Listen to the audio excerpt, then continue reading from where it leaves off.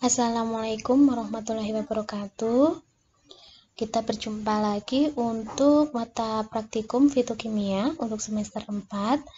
Di sini Bu Uli ingin menjelaskan tentang tata cara atau cara kerja untuk praktikum besok pagi.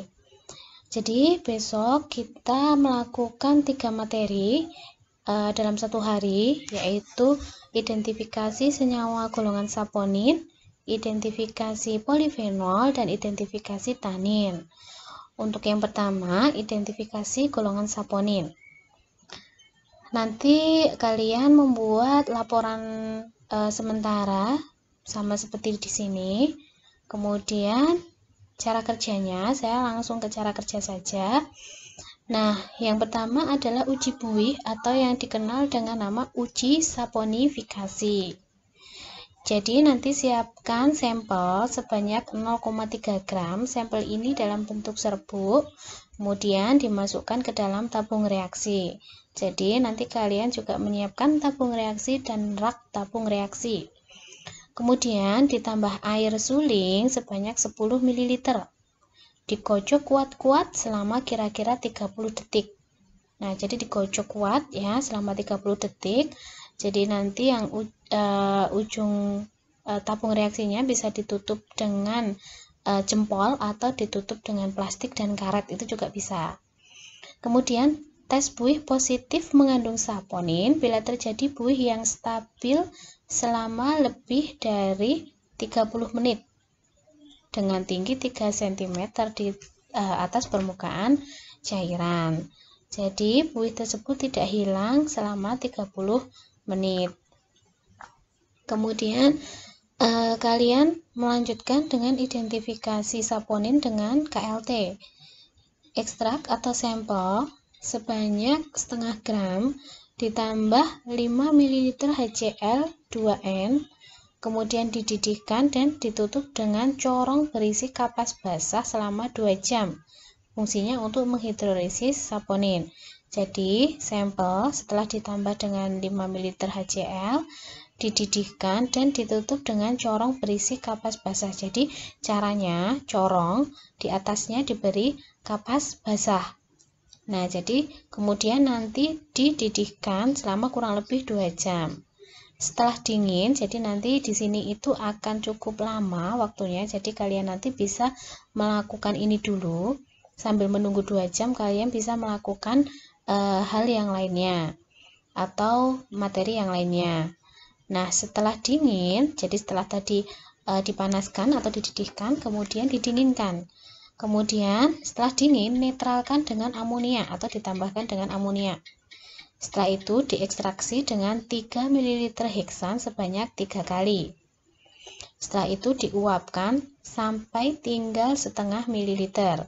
Nah, hati-hati untuk penguapannya karena di sini masih mengandung heksan. Heksan itu mudah terbakar juga. Jadi harus hati-hati. Menguapkannya bisa di atas water bath ya, kurang lebih sampai tinggal setengah mililiter. Nah, filtrat tersebut kemudian ditotalkan pada plat KLT. Fase diam yang digunakan silika gel GF254, kemudian fase geraknya heksan etil asetat 4:1. Nah, nanti kalian bikin 10 ml saja. Caranya, heksan yang kalian ambil berarti 4 dibagi 5 dikali 10 ml. Nah, itu hasilnya berapa? Nanti yang diambil dan dimasukkan ke dalam chamber. Kemudian etil asetat yang dibutuhkan berapa? Berarti 1 dibagi 5 dikalikan 10 ml karena yang kita inginkan adalah 10 ml. Kemudian dimasukkan ke dalam chamber. Penampak nodanya ada kita bisa menggunakan anisaldehid asam sulfat maupun antimon klorida. Jika di situ mengandung saponin, maka ditunjukkan dengan terjadinya warna merah ungu atau ungu untuk penyemprot anisaldehid asam sulfat. Tapi kalau kita pakai antimoni klorida akan menjadi warna merah muda. Dan itu nanti kalian gambar ya. Selain itu kalian foto. Nah, ketika kalian foto nanti juga di sampingnya itu ditaruh penggaris biar kita tahu harga RF-nya. Nah, tugas kalian nanti salah satunya adalah mencari harga RF. Nah, itu untuk saponin. Jadi saponin untuk uji tabungnya bisa dilakukan di awal terlebih dahulu. Nanti sembari menunggu 2 jam, kalian bisa melakukan identifikasi senyawa yang lain. Kemudian yang kedua adalah identifikasi senyawa golongan polifenol. Nah, langsung ke cara kerja ya. Polifenol itu merupakan senyawa yang mempunyai gugus fenol yang banyak. Fenol itu gugus OH yang tertempel pada cincin aromatis. Ya, kalian tahu tak cincin aromatis itu apa? Cincin aromatis itu adalah cincin siklis dengan ikatan ganda tunggal ya. Jadi seperti benzen itu ya, yang terikat OH. Nah, OH-nya itu disebut dengan fenol. Jika dikatakan polifenol, maka OH yang tertempel di situ itu banyak atau lebih dari 1. Nah, itu disebut polifenol. Nah, cara kerjanya, jadi nanti ada identifikasi secara kualitatif, yaitu dengan uji tabung, dan secara kualitatif juga nanti dengan uji KLT. Nah, kita bahas dengan uji tabung dulu seperti apa. Nah, uji tabung yang kita lakukan, yang pertama yaitu serbuk atau sampel kita dilarutkan dengan etanol 70%. Kemudian, filtrat yang terjadi, jadi filtratnya saja ya, diteteskan di atas plat tetes dan ditambahkan larutan ferriklorid. Nah, jika nanti serbuk atau sampel tersebut mengandung polifenol atau positif mengandung polifenol, maka nanti akan berubah menjadi warna larutan biru kehitaman. Itu untuk uji tabung, cukup simpel.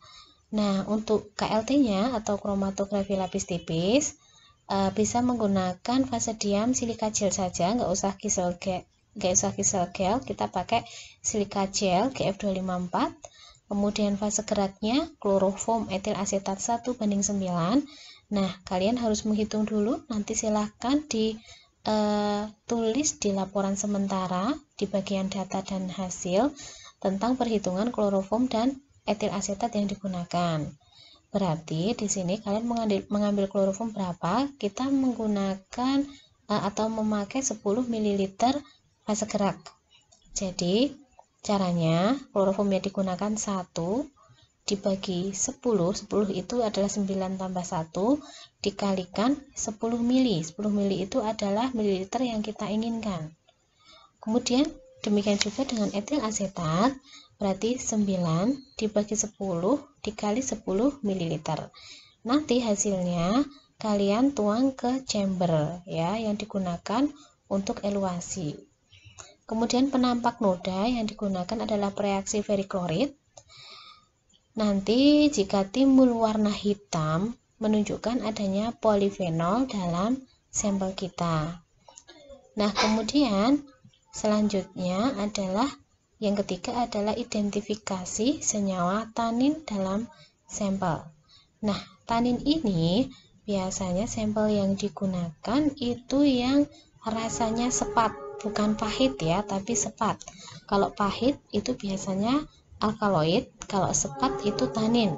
Kayak misalnya teh, daun jambu biji, dan yang pahit-pahit lainnya ya. Untuk cara kerjanya ada 2 juga, kita pakai uji tabung dan bisa dengan uji KLT. Ini dua-duanya kita praktekkan. Dan ini dua-duanya secara kualitatif. Kalau mau kuantitatif, kita bisa pakai uji KLT dengan densitometer. Tapi untuk hari ini kita hanya uji kualitatif. Nah, uji tanin yang pertama adalah uji tabung. Serbuk atau sampel itu dilarutkan dengan etanol 70%. Kemudian filtrat dari ini tadi dimasukkan di tabung reaksi dan dibagi menjadi 2 bagian. Jadi ada tabung A dan tabung B. Tabung B itu ditambahkan larutan ferriklorid. Kalau tabung A dibiarkan saja. Nah, Pada tabung B, jika hasilnya positif, maka ditandai dengan perubahan warna larutan menjadi biru kehitaman. Bandingkan dengan tabung A sebagai kontrol pembanding. Jadi, dari beberapa kali kalian menggunakan uji tabung, baik pada senyawa saponin, senyawa polifenol, maupun tanin, sebaiknya kalian menggunakan dua tabung.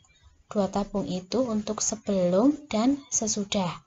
Jadi nanti difoto dua-duanya untuk membandingkan sebelum direaksikan dan sesudah direaksikan. Jadi kita tahu perbedaannya.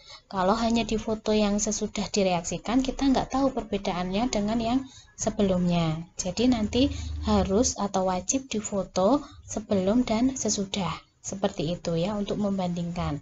Nggak hanya di tanin, tapi di dua yang lainnya juga. Kemudian uji kromatografi lapis tipis. Fase diam yang digunakan silika gel GF254. Fase geraknya metanol air 7:3. Nah, ini juga kalian harus mengoret-oret atau menulis di laporan sementara bahwa metanol yang digunakan berarti 7 dibagi 10 dikali 10 mili. Demikian juga dengan air, yaitu 3 dibagi 10 dikali 10 mili. Karena kita menggunakannya atau membutuhkannya 10 ml fase gerak. Kalau kita membutuhkan 20 ml, ya tinggal dikalikan 20 ml ya. Karena ini totalan yang kita gunakan nggak terlalu banyak, kita cukup pakai 10 ml karena chambernya juga nggak butuh yang terlalu besar, seperti itu. Nah, nanti penampak nodanya adalah pereaksi ferriklorid. Ini mirip dengan polifenol. Jika ada yang bertanya-tanya, kok ini mirip ya dengan polifenol? Ya, benar, karena dilihat dari strukturnya, tanin itu juga merupakan polifenol. Kalau kalian melihat struktur tanin, pasti juga ada fenol yang banyak di situ. Ya, jadi tanin itu juga gugusnya itu banyak mengandung gugus polifenol atau mengandung gugus fenol yang banyak, ya, seperti itu. Nah, kenapa pakai ferriklorid? Nanti silahkan dibahas untuk reaksinya jika dia direaksikan dengan fenol atau polifenol ya. Nanti kenapa sih dia timbul warna hitam ya, seperti itu. Nah, identifikasinya nanti jika timbul warna hitam maka menunjukkan adanya tanin dalam sampel. Nah, nanti kalian bisa mengidentifikasikan hasil praktek dengan hasil standarnya, atau bisa langsung masuk ke pembahasan juga bisa, tapi nanti yang kalian cantumkan di laporan sementara itu adalah hasil dua-duanya ini, dari hasil uji tabung maupun uji KLT-nya, seperti itu ya. Kemudian untuk laporan resminya itu nanti juga kalian buat seperti pada kimia farmasi 2 ya, seperti itu. Nanti jika ada tambahan lagi akan Bu Uli tambahkan di kemudian ya. Itu yang bisa saya sampaikan untuk persiapan praktikum fitokimia besok pagi ya. Semoga bermanfaat. Wassalamualaikum warahmatullahi wabarakatuh. Ya, sebagai tambahan, nanti yang wajib dituliskan di laporan sementara untuk data dan hasil, dan juga untuk laporan resmi, dipindah ke laporan resmi, antara lain yang wajib ditulis ya. Yang pertama, perhitungan fase gerak yang dibutuhkan. Misalkan tadi kan ada perbandingan kloroform banding etanol 9:1 misalkan. Jadi kloroform yang diambil berapa, kemudian etanol yang diambil berapa berdasarkan dari perbandingan tersebut. Kemudian yang kedua, uji tabung. Uji tabung nanti silahkan dilihat hasilnya positif atau negatif. Jadi kalau positif itu tandanya seperti apa atau ditandai dengan apa? Misalnya perubahan warna menjadi warna kehitaman. Nah, itu ditulis dengan lengkap karena ini merupakan dokumentasi kalian. Kemudian selain itu wajib difoto ya. Jadi wajib difoto sebelum dan sesudah direaksikan. Nah, foto nanti bisa dilampirkan ke laporan resmi kalian ya. Jadi nanti suatu saat kalau untuk belajar lagi kalian lebih mudah. Atau boleh membuat 2 tabung. Jadi kalau misalnya kalian hanya memakai 1 tabung tanpa membandingkan sebelum dan sesudah, jadi kalau hanya 1 tabung kalian foto sebelum direaksikan dan difoto kembali sesudah direaksikan. Tapi kalau kalian mau boleh membuat 2 tabung A dan B, yang A atau yang satu itu yang sudah direaksikan dan yang satu yang belum direaksikan, kemudian difoto berdampingan. Itu juga lebih cantik ya, karena pembandingnya langsung berdampingan atau berbarengan. Kemudian untuk uji KLT yang wajib kalian gambar atau kalian foto ya. Kalau di Lapsem bisa cukup kalian gambar sebagai pengingat-ingat, tapi nanti di laporan resmi kalian bisa melampirkan fotonya juga. Yang pertama adalah gambar secara visible atau kasat mata. Jadi setelah kalian mengambil dari chamber, kemudian kan didiamkan sebentar agar kering. Nah, kalian lihat dalam visible tersebut, jika ada atau terlihat spot atau bercaknya, maka bisa kalian foto dan kalian gambar. Nah, jangan lupa ketika memfoto, itu di sampingnya itu ditaruh penggaris. Ya, penggaris yang angka 0-nya itu pas di garis yang ditotalkan atau 1 cm dari bawah. Gitu ya. Itu kalau di visible terlihat, tapi kalau memang tidak terlihat ya tidak usah. Kemudian kalian lihat yang kedua adalah plate itu di bawah sinar UV ya, itu juga dilihat dan digambar. Biasanya ini sudah cukup terlihat. Ini kan non destruksi ya, untuk analisis atau melihat yang non destruksi. Kemudian yang secara destruksi itu gambar sesudah disemprot pereaksi semprot. Nah, ini harusnya jika uji tabung positif, maka UV pun biasanya akan positif. Nah, ini akan terlihat warna dan bercak yang berbeda dari sebelumnya. Misal sebelumnya tidak terlihat, maka di sini akan terlihat warna merah atau ungu, misalnya seperti itu. Nah, jangan lupa wajib difoto dengan penggaris di samping plate KLT-nya. Ya, setelah itu kalian juga membuat tabel seperti ini. Nah, nanti persis seperti ini, yang di sini nama bercak. Nah, untuk nama bercak silahkan dinamai sesuai dengan yang kalian namai pada bercak tersebut. Misalkan saya punya sampel dan punya baku. Sampel itu saya kasih tanda S, sedangkan baku saya kasih tanda B. Di dalam sampel saya ternyata muncul 2 bercak. Bercaknya saya S1 itu dari bawah ya, dari yang dekat penotalan awal itu S1, kemudian yang di atasnya ada S2. Nah, misalkan saya ketemu 2 bercak S1, nanti saya lihat RF sampel berapa, divisible itu warna apa atau RF-nya apa, dan warnanya juga ya, ini ditambah dengan warna ya, RF sampel kemudian warna ya, warna yang timbul ini juga biar kita tahu perbedaannya. Nah, di UV nanti seperti apa, RF sampelnya misal 0,54 dalam kurung warna ungu seperti itu. Demikian juga dengan penyemprot. Nah, ini kan untuk yang S ya kan, untuk S karena ini baku. Kalau baku kan nggak perlu, ini baku kan yang ini. Nah, untuk yang baku itu bisa kalian tulis di sini. Atau kalau tidak, nanti ini kalian jadikan satu aja, misal seperti ini. Nah, ini misalnya ini tidak perlu ya, ini kita delete aja. Kita delete aja. Nah, nanti bisa kalian seperti ini. RF dan warna, karena nanti bakunya juga udah di sini ya. Jadi misalnya bakunya biasanya kan baku hanya 1 atau 2 spot ya, karena dia murni. Nah, ini bisa kalian lengkapi di sini. Atau misalkan nambah lagi ternyata S-nya atau sampelnya ada 3 bercak, kalian tambahin aja. Berarti ada S3 gitu. Misalkan ternyata bakunya ada 2, tambahin aja jadi B2 seperti itu ya. Nanti dilengkapi baik RF maupun warnanya, karena warna di UV misal ungu ternyata disemprot nanti jadi merah seperti itu ya, untuk melengkapi data dan hasil.